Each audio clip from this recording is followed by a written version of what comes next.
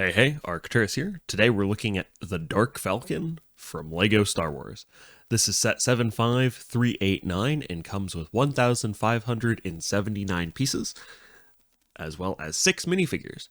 You get minifigures for Beach Luke, Jedi Vader, Bounty Hunter C-3PO, Darth Dev, Darth JarJar, and Darth Rey. It builds a recolor of the Millenium Falcon in a nice black and red, very Sith style Millenium Falcon. It was a fun build, and in my opinion, it built a really cool idea for a set.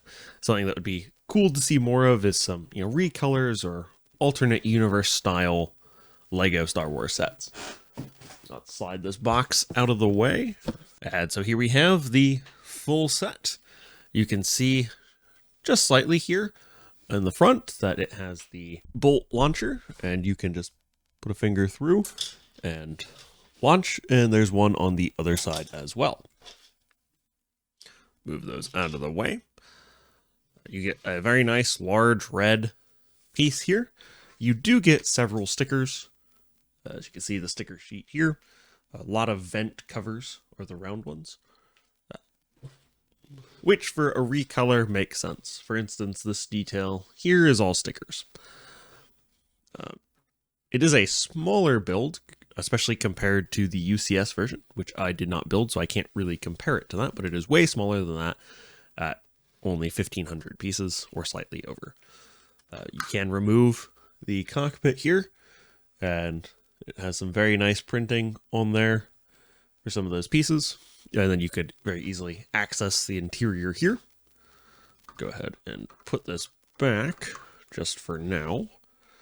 And then the majority of the set opens up. Maybe. Opens up. I do find that these two side pieces, here and here, catch just slightly. But not too much. You can see that you've got a holding cell here where I've got Jedi Vader. You can just take that front piece out and slide him out.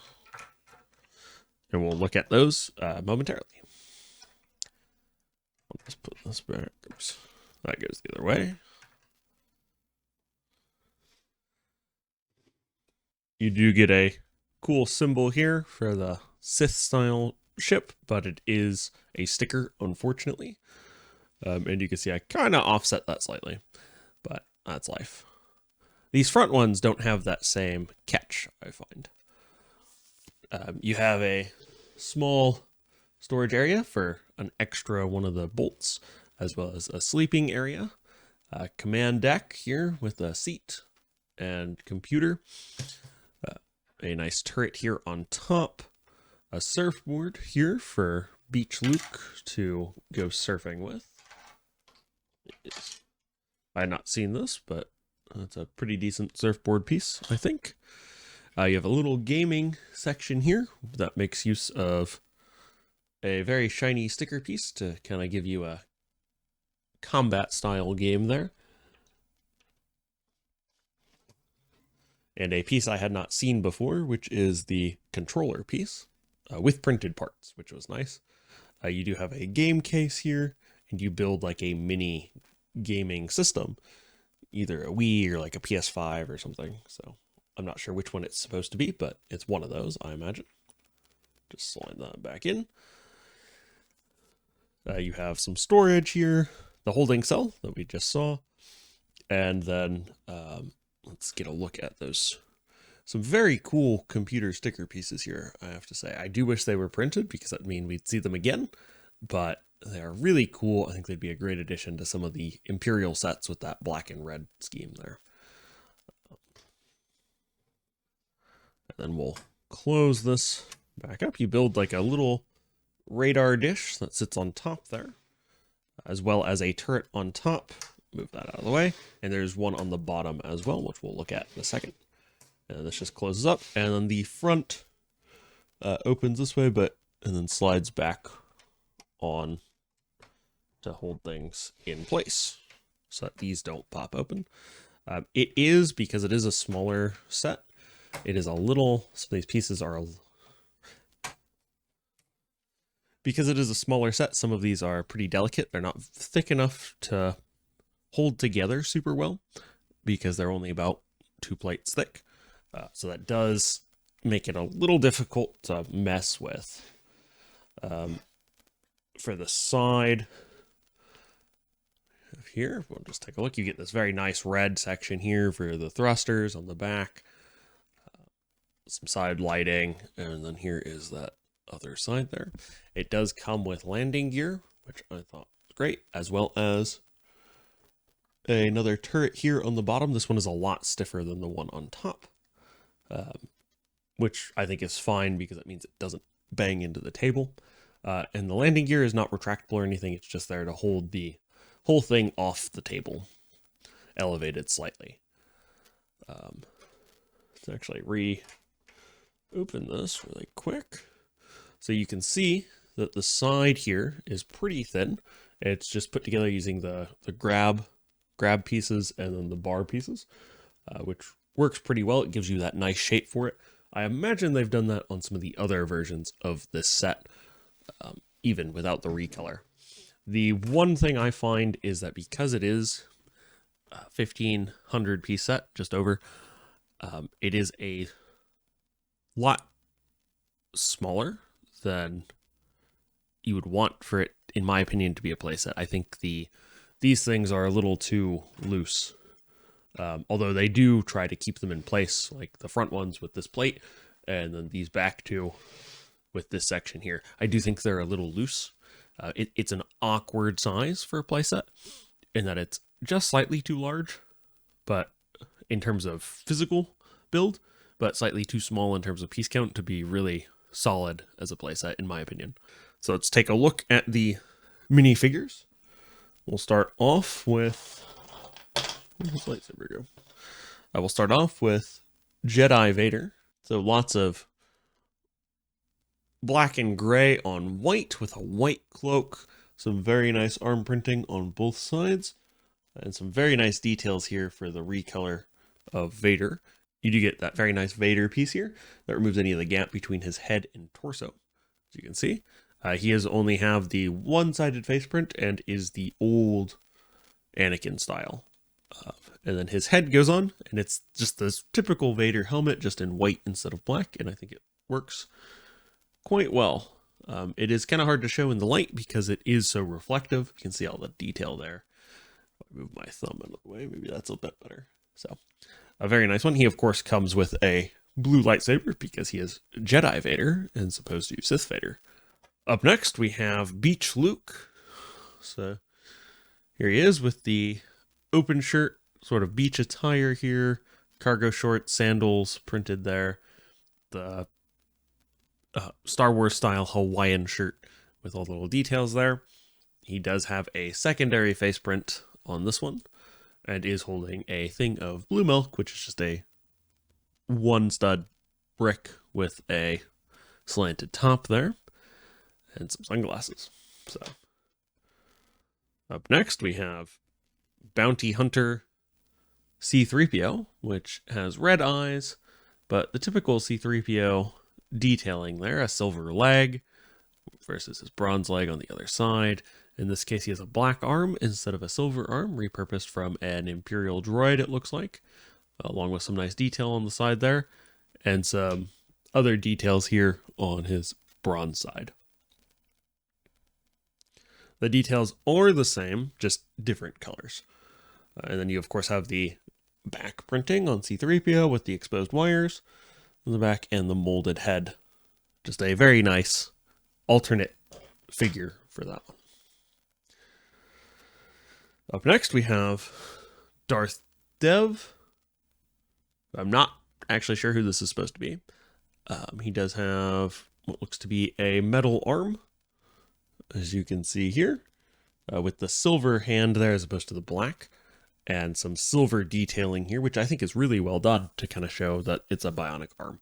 Really nicely done. Some very nice detail here on the torso, and much less detail on the one still human arm, and then some detail there on the back. He also has an alternative face print. but a very nice minifigure, I think.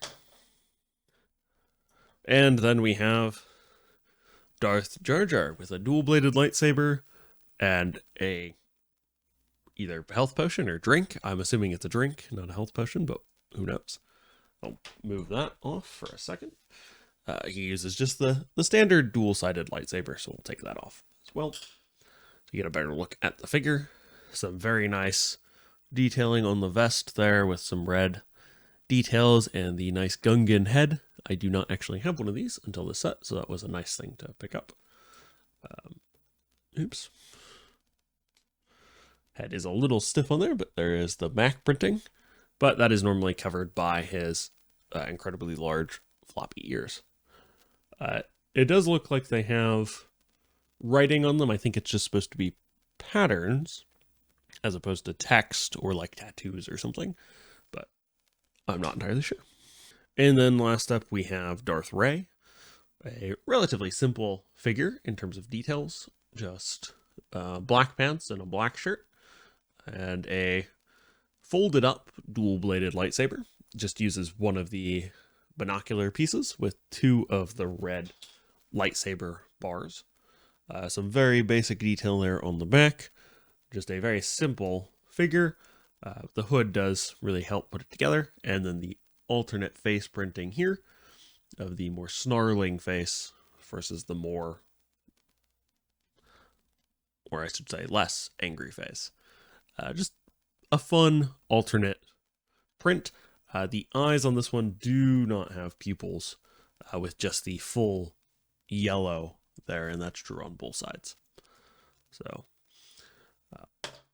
overall, I thought this was a fun build. I think for a Falcon, the Falcons need to be a little larger in terms of piece count to really kind of make them a little better. It felt a little anemic on pieces.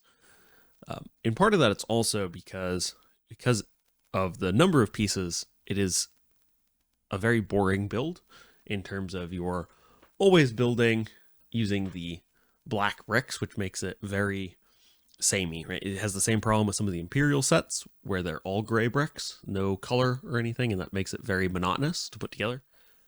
For instance, the Razor Crest, putting it together, I thought would be very monotonous with all the gray, but a lot of the interior pieces are actually very colorful bricks because they don't show through.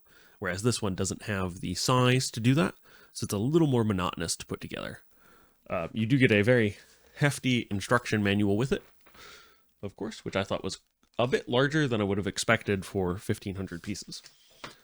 But there are many small pieces in this set as well, which probably doesn't help. I mean, there's always a trade-off there. I think they'd be hard-pressed to go much smaller in terms of piece count on a Falcon build and have it still have, like, interior features. Obviously, if you did, like, a mini-scale or midi-scale sized Falcon, that would be pretty different.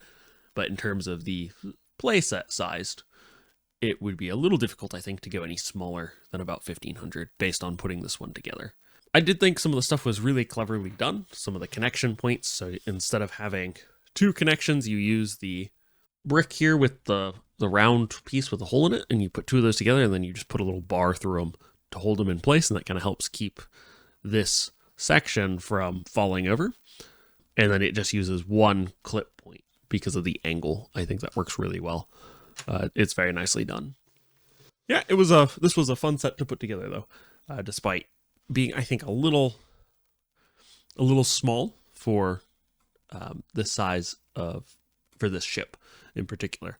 I think in some ways the set might have been better being slightly smaller in terms of piece count, but then I think the ship would be too small. So I think if they wanted it to be any better, they would have to go up on piece count, but it's hard to say. So, and I think I actually put the wrong piece here now that I'm looking at it.